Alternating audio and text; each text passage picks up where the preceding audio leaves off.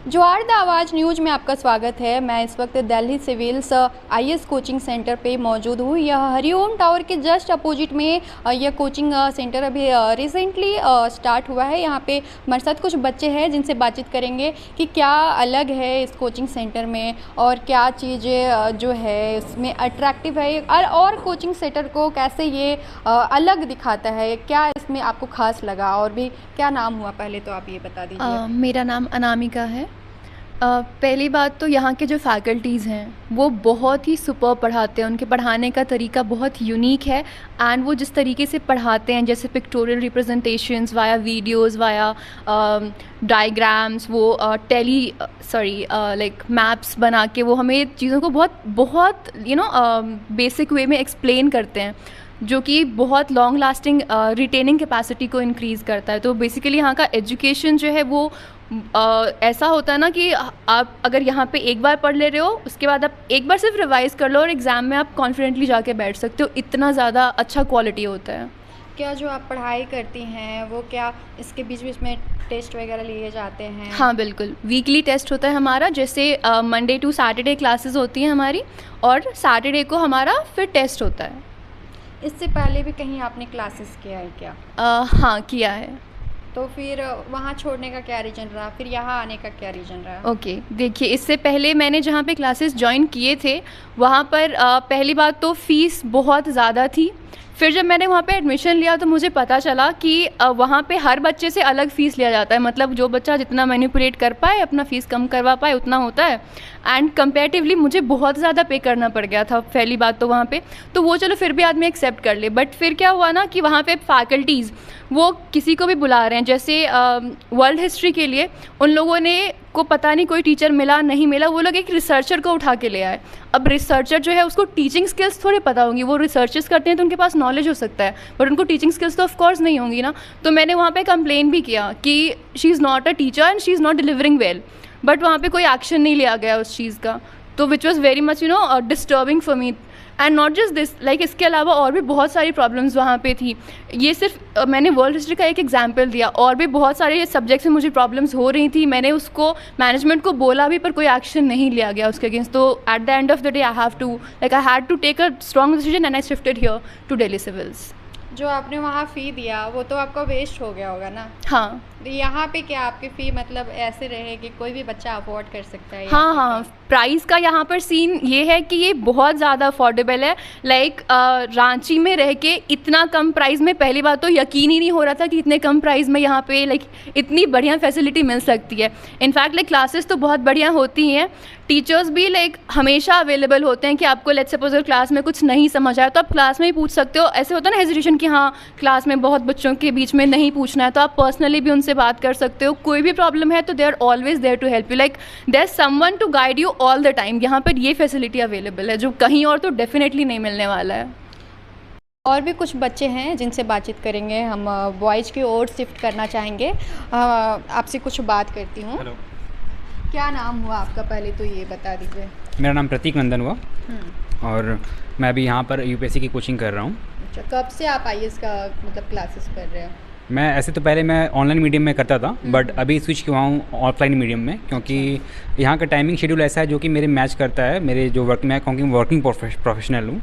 तो इसलिए सुबह का टाइम मेरे लिए थोड़ा सा ये क्वेश्चन रहता है मेरे पास कि 7 to 11 तक मैं फ्री हूँ। तो उस दौरान मैं यहाँ पर आकर के कोचिंग स्टडी करता हूँ। और ख़ास करके यहाँ पर आना का मेरा मुख्य कारण ये था कि यहाँ पर इन्वायरमेंट थोड़ा अच्छा है। मेरे को लगा कि यहाँ पर अगर आप क्लास ख़त्म होने के बाद भी आप बैठ करके सेल्फ स्टडी कर सकते हो, कोई इसमें ये इशू नहीं है। तो ये चीज़ मेरे को काफ़ी अच्छी लगी है यहाँ की। Thank you. यहाँ पे जो क्लासेस होती हैं, आपने ऑनलाइन क्लासेस भी कहा कि किया है आपने, तो क्या अलग लगा कि ऑफलाइन क्लासेस छोड़ के ऑनलाइन क्लासेस छोड़ के आपने ऑफलाइन क्लासेस लिया? कुछ अलग लगा, कुछ आपको एक्स्ट्रा यहाँ पे मतलब हेल्प मिला पढ़ाई में, या कुछ सपोर्ट हुआ, क्या हुआ? जी मैं यहाँ पर अभी तक तो मेरे 1 महीने ही हुए हैं यहाँ पर ज्वाइन किए हुए, बट मैं यहाँ पर जो बता सकता हूँ कि यहाँ पर जो वे ऑफ टीचिंग है वो बेसिकली स्टैटिक और डायनामिक लिंकिंग बना करके किया जा रहा है। कई बार ऐसा होता है कि कोचिंग इंडस्ट्रीज़ में कि आप स्टैटिक्स पढ़ा रहे हैं, कोई जैसे कि इंडिया रशिया का लिंकेजेस पढ़ा रहे हैं, या फिर नॉर्मल कुछ repo rate, reverse repo rate या कुछ भी ऐसा पढ़ाते हैं, तो उसका आप डायनेमिकली लिंकेज नहीं करते हैं उसका कि अभी के गवर्नमेंट ने क्या किया है, क्या स्टेप्स लिया है, हमारा पॉलिसीज़ से इंटरनेशनल रिलेशंस पे क्या फ़र्क आ रहा है। ये सब काफ़ी वेल डिफाइंड तरीके से रिप्रेजेंटेशन इसका किया जाता है यहाँ पर, ना कि सिर्फ स्टैटिक बल्कि डायनामिक एज वेल।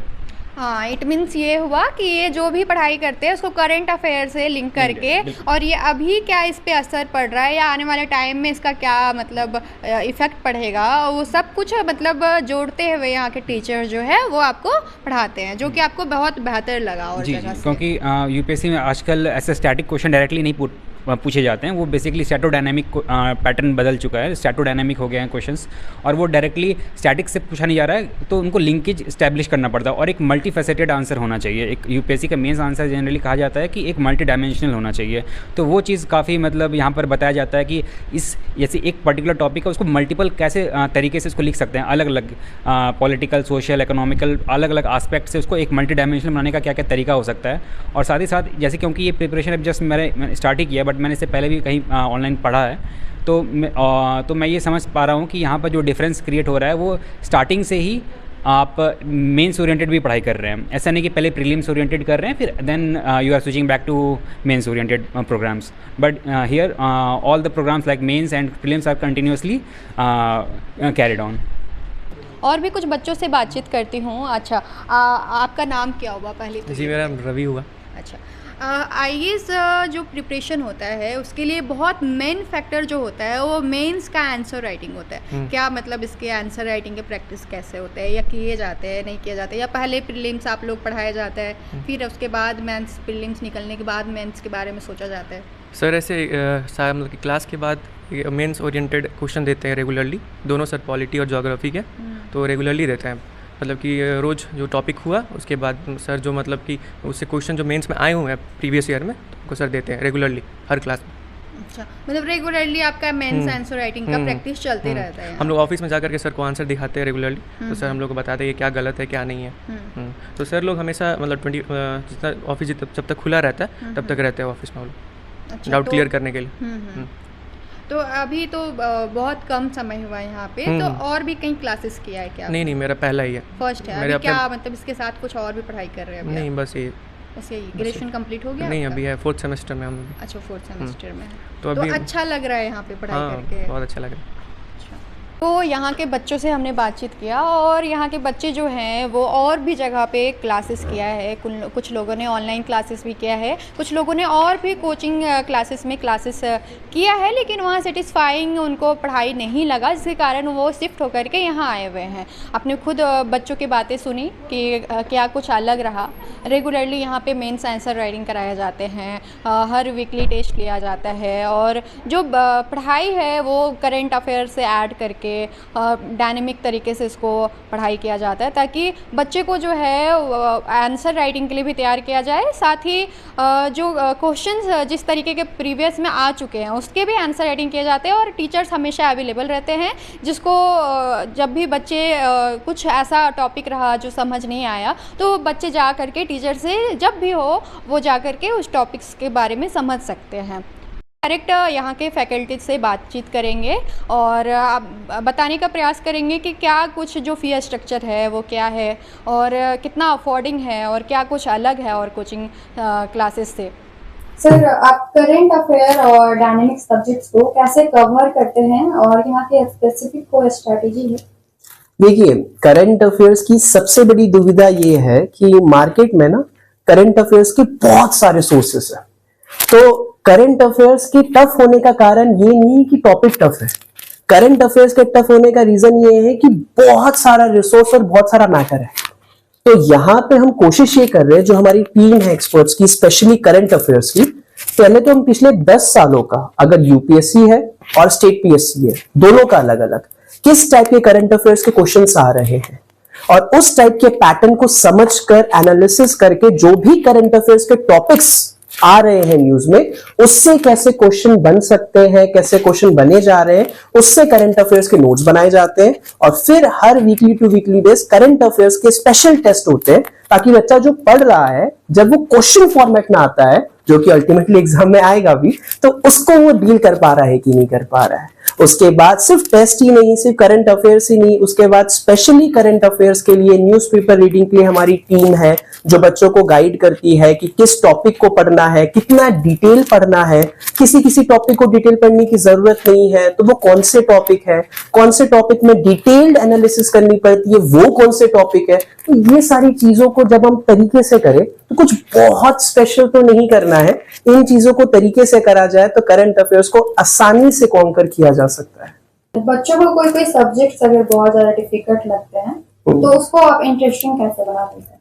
देखिए, सब्जेक्ट इंटरेस्टिंग बनाने का कोशिश तो हमारा यही है कि बच्चों से उस भाषा में चीजों को समझाया जाए जो वो समझ सके। तो हमारी टीम ने, हमने पूरा प्लान यही बनाया, कोई भी सब्जेक्ट हो, हमने प्रॉपर उसका बेस बनाया हुआ है कि कौन सा टॉपिक कब लेना और किस तरीके से लेना है। तो कोशिश पूरी ये रहती है कि हर टॉपिक को प्रैक्टिकल एग्जाम्पल से समझाया जाए, ताकि बच्चा जो किताब में पढ़ रहा है और उसके जिंदगी में जो हो रहा है उससे वो उसे कनेक्ट कर सके। जब तक वो सोसाइटी में जो हो रहा है उससे कनेक्ट नहीं कर पाएगा, तब तक चीजें उसे टफ लगेगी। पढ़ाने के बाद सबसे बड़ी परेशानी ये है बच्चों की भूलने की, वहां से चीजें टफ होती है। तो हर एक हफ्ते बाद जो टॉपिक्स को करा दिया गया उसका प्रॉपर रिवीजन, सिर्फ रिवीजन क्लासरूम में ही नहीं, टेस्ट फॉर्मेट में रिवीजन। इसके बाद क्लास के बाद तुरंत 5 से 6 बजे तक सारे सब्जेक्ट्स के एक्सपर्ट्स एकेडमी में ही रहते हैं, ताकि बच्चों को कोई भी डाउट हो तो उसका पूरा मेंटरशिप करके वो सब्जेक्ट और वो टॉपिक को आसान किया जा सके। उसके बाद कुछ बच्चों को घर में जाकर कभी कभी सेल्फ स्टडी में परेशानी आती, तो स्ट्रैटेजी मेकिंग, टाइम टेबल कैसा होना चाहिए, वो सारी चीजें को किया जाता है। तब जाके बच्चे को चीजें समझ आती है। मेरा ये मानना है अगर बच्चे को चीजें समझ आएगी तो वो ऑटोमेटिकली इंटरेस्टिंग हो जाएगी।